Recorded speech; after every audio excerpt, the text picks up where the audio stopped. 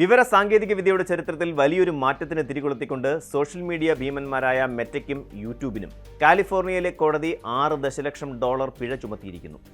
ആദ്യ കാഴ്ചയിൽ ഈ തുക ഈ കമ്പനികളുടെ ആസ്തിയുമായി താരതമ്യം ചെയ്യുമ്പോൾ നിസ്സാരമെന്ന് തോന്നാമെങ്കിലും ഈ വിധി ഉയർത്തുന്ന നിയമപരമായ പ്രത്യാഘാതങ്ങൾ വളരെ വലുതാണ്.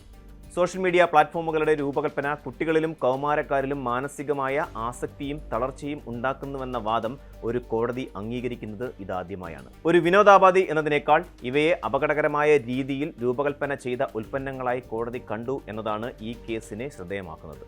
ഈ നിയമ പോരാട്ടത്തിന്റെ കേന്ദ്രബിന്ദു കാലി എന്ന് വിളിക്കപ്പെടുന്ന KGM എന്ന 20കാരിയായ യുവതിയാണ്. തൻ്റെ ബാല്യകാലവും കൗമാരവും ഇൻസ്റ്റഗ്രാം, ഫേസ്ബുക്ക്, യൂട്യൂബ് തുടങ്ങിയ പ്ലാറ്റ്ഫോമുകൾക്ക് അടിമപ്പെട്ടതിലൂടെ തകർന്നു പോയെന്നും ഇത് കടുത്ത വിഷാദത്തിലേക്കും ഉത്കണ്ഠയിലേക്കും നയിച്ചുവെന്നും അവർ കോടതിയിൽ വാദിച്ചു. നീണ്ട 7 ആഴ്ചകൾ നീണ്ട വിചാരണയ്ക്കൊടുവിൽ ലോസ് ആഞ്ചലസ് സുപ്പീരിയർ കോടതി വിധി പുറപ്പെടുവിച്ചപ്പോൾ മെറ്റയും ഗൂഗിളും തങ്ങളുടെ ഉപയോക്താക്കളെ സംരക്ഷിക്കുന്നതിൽ പരാജയപ്പെട്ടുവെന്ന് ജൂറി കണ്ടെത്തി.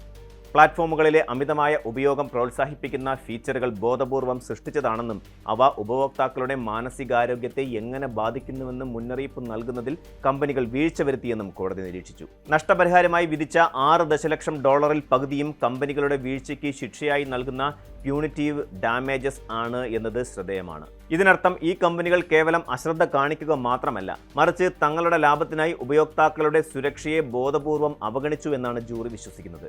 ആകത്തുകയുടെ 70% മെറ്റയും 30% യൂട്യൂബും നൽകണം.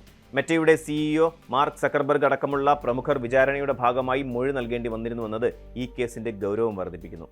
ഈ വിധിയുടെ ഏറ്റവും വലിയ പ്രാധാന്യം അമേരിക്കൻ നിയമവ്യവസ്ഥയിലെ സെക്ഷൻ 230 എന്ന സുരക്ഷാ കവചത്തെ മറികടന്നു എന്നതാണ്.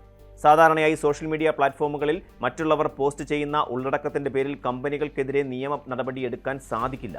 എന്നാൽ ഇവിടെ പരാതിക്കാർ ഉള്ളടക്കത്തെയല്ല, മറിച്ച് പ്ലാറ്റ്ഫോമിന്റെ രൂപകൽപ്പനയെയാണ് ചോദ്യം ചെയ്തത്. ഇൻഫിനിറ്റ് സ്ക്രോളിംഗ്, ഓട്ടോപ്ലേ വീഡിയോകൾ, സദാസമയവും വരുന്ന നോട്ടിഫിക്കേഷനുകൾ, അൽഗോരിതം നൽകുന്ന റെക്കമെൻഡേഷനുകൾ എന്നിവയെല്ലാം ഒരു ഉപയോക്താവിനെ പ്ലാറ്റ്ഫോമിൽ തന്നെ തളച്ചിടാൻ വേണ്ടി മനഃശാസ്ത്രപരമായി രൂപകൽപ്പന ചെയ്തതാണെന്ന് അഭിഭാഷകർ വാദിച്ചു. ഒരു കാർ നിർമ്മാതാവ് തകരാറുള്ള ബ്രേക്കോട് കൂടി വാഹനം വിപണിയിൽ ഇറക്കിയാൽ അവർ എങ്ങനെ ഉത്തരവാദികളാകുന്നുവോ അതേപോലെ അപകടകരമായ ഫീച്ചറുകളുള്ള ആപ്പുകൾ നിർമ്മിച്ചതിന് കമ്പനികളും ഉത്തരവാദികളാണെന്ന് കോടതി വിധിച്ചു. വിചാരണ വേളയിൽ പുറത്തു വന്ന ചില ആഭ്യന്തര രേഖകൾ സാങ്കേതിക ലോകത്തെ ഞെട്ടിക്കുന്നതായിരുന്നു. മെറ്റയിലെ തന്നെ ഒരു ഗവേഷകൻ ഒരിക്കൽ ഇൻസ്റ്റാഗ്രാമിന്റെ സ്വാധീനത്തെ മാരകമായ ലഹരിമരുന്നുകളോട് ഉപമിച്ചിരുന്നുവെന്ന വെളിപ്പെടുത്തൽ ജൂറിയെ സ്വാധീനിച്ചു. കൗമാരക്കാരെ എങ്ങനെ ദീർഘനേരം ആപ്പുകളിൽ കുടുക്കിയിടാം എന്നതിനെക്കുറിച്ച് ഈ കമ്പനികൾക്ക് വ്യക്തമായ ധാരണയുണ്ടായിരുന്നുവെന്നും അത് സമൂഹത്തിൽ വരുത്തുന്ന പ്രത്യാഘാതങ്ങൾ അവർക്കറിയാമായിരുന്നുവെന്നും ഈ രേഖകൾ സൂചിപ്പിച്ചു. പുകയില കമ്പനികൾ സിഗരറ്റിന്റെ ആസക്തിയെക്കുറിച്ച് അറിഞ്ഞുകൊണ്ട് തന്നെ അത് മറച്ചുവെച്ചതിന് പതിറ്റാണ്ടുകൾക്ക് മുമ്പ് വലിയ പിഴകൾ നൽകേണ്ടി വന്ന ചരിത്രവുമായാണ് നിയമവിദഗ്ധർ ഈ കേസിനെ താരതമ്യം ചെയ്യുന്നത്. കാലിഫോർണിയയിലെ ഈ വിധി ഒറ്റപ്പെട്ട ഒന്നല്ല. അമേരിക്കയിലുടനീളം ഏകദേശം 1600ഓളം സമാനമായ കേസുകൾ നിലവിൽ വിവിധ കോടതികളിലുണ്ട്. ഇതിൽ സ്കൂൾ ഡിസ്ട്രിക്റ്റുകൾ നൽകിയ കേസുകളും ഉൾപ്പെടുന്നു. കുട്ടികൾ സോഷ്യൽ മീഡിയകൾക്ക് അടിമകളാകുന്നത് മൂലം സ്കൂളുകളിൽ വർദ്ധിച്ചുവരുന്ന മാനസികാരോഗ്യ പ്രശ്നങ്ങൾ കൈകാര്യം ചെയ്യാൻ തങ്ങൾ വൻതുക ചെലവിടേണ്ടി വരുന്നു എന്നതാണ് സ്കൂൾ അധികൃതരുടെ പരാതി. കെൻറ്റക്കിയിലെ ഒരു സ്കൂൾ ബോർഡ് നൽകിയ കേസ് വരാനിരിക്കുന്ന വലിയ നിയമ പോരാട്ടങ്ങളിൽ ഒന്നായി കണക്കാക്കപ്പെടുന്നുണ്ട്. വിദ്യാർത്ഥികളുടെ പഠനത്തിലും സ്വഭാവത്തിലും സോഷ്യൽ മീഡിയ വരുത്തുന്ന നെഗറ്റീവ് സ്വാധീനം ഒരു സാമൂഹിക വിപത്തായി മാറിയിരിക്കുന്നുവെന്ന് ഇവർ വാദിക്കുന്നു. ന്യൂ മെക്സിക്കോയിലെ അറ്റോർണി ജനറൽ മെറ്റയ്ക്കെതിരെ നൽകിയ കേസ് മറ്റൊരു ഞെട്ടിപ്പിക്കുന്ന വിവരമാണ് പുറത്തുവന്നിരുന്നത്.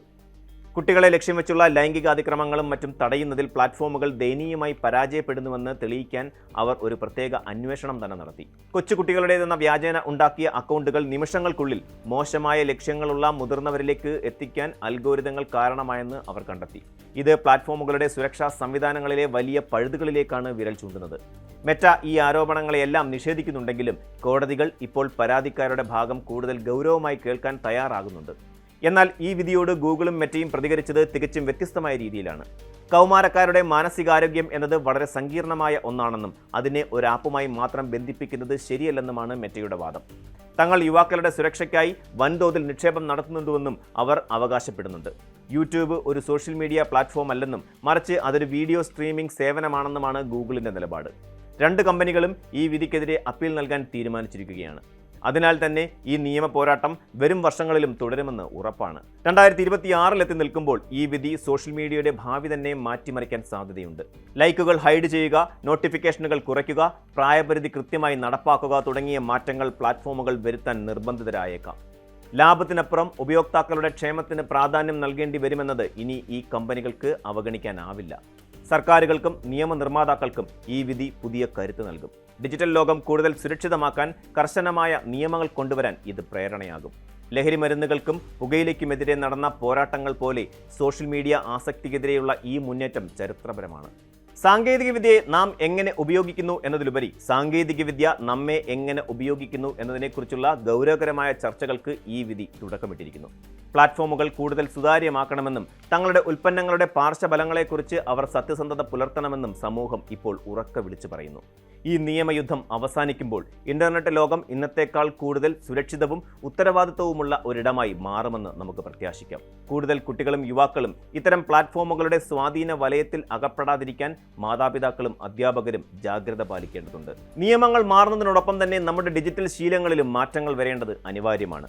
സാങ്കേതിക വിദ്യയുടെ വളർച്ച മനുഷ്യരാശിയുടെ പുരോഗതിക്കായിരിക്കണം, അല്ലാതെ അവരുടെ മാനസികാരോഗ്യത്തെ തകർക്കുന്നതായിരിക്കരുത്. കാലിഫോർണിയയിലെ കോടതി മുറിയിൽ നിന്നും പുറത്തുവന്ന ഈ മുഴക്കം ആഗോളതലത്തിൽ വലിയ മാറ്റങ്ങൾക്ക് വഴിവെക്കുമെന്ന് നമുക്ക് ഉറപ്പിക്കാം. കൂടുതൽ വാർത്തകൾക്ക് news 18 Keralam YouTube channel subscribe ചെയ്യുക.